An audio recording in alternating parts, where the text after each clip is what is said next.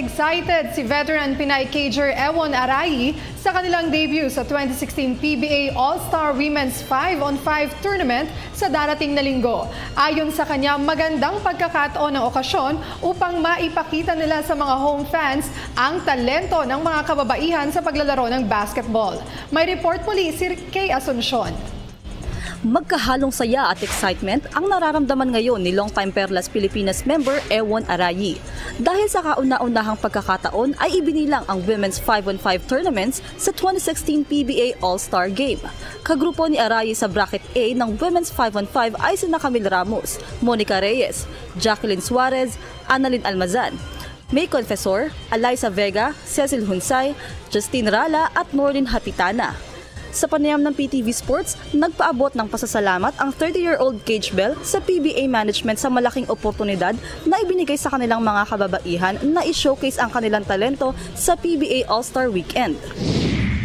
The good thing with PBA ngayon, ang ginawa nila kasi with the 3-on-3, hindi niya pinagsama-sama yung mga national team. At the same time, nag-try out siya. Sila ang namili kung sino ilalagay nila sa team. Hindi yung buo na yung team ko, papasok kami. So pagdating sa mga team sa iba, parang hindi balance. Hindi nangyari yon. Actually, talo kami nung first game namin, kalaban namin na Star Hotshot. Pero sabi ko nga, napakagandang simulain for the PBA na binigyan nila ng opportunity itong women to showcase their talent, especially in front of maraming tao. Diba? Kasi yun yung kulang natin yung exposure natin. Tapos yun nga, praise God, na isingit pa tayo sa all-star nila. May diba? Napakalaking bagay yun. Na sabi ko, we have to cherish na, especially kaming matatanda na napaiksik na sa basketball, na tayo yung gumagawa ng ingay for the women's basketball. Na in the future, diba, yung mga players natin, our next generation, na sila na yung, kumbaga, nasa kanila yung bagsak biyaya Kumbaga kami yung magtatanim, sila yung aani.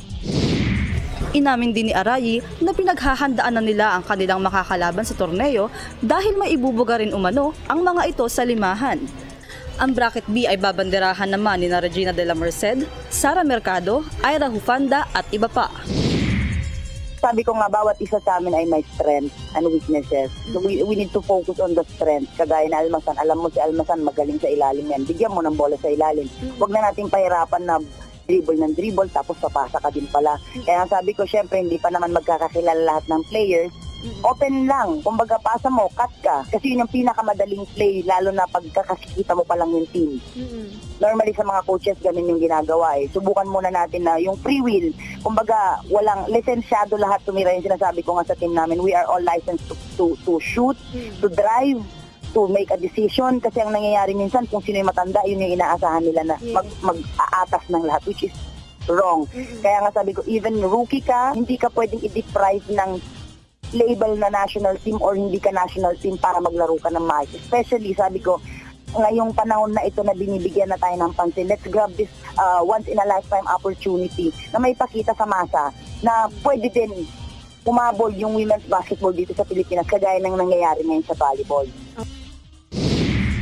Ang PBA All-Star Women's 5-on-5 Basketball ay idarao sa linggo sa Smart Araneta Coliseum sa Cubao, Quezon City.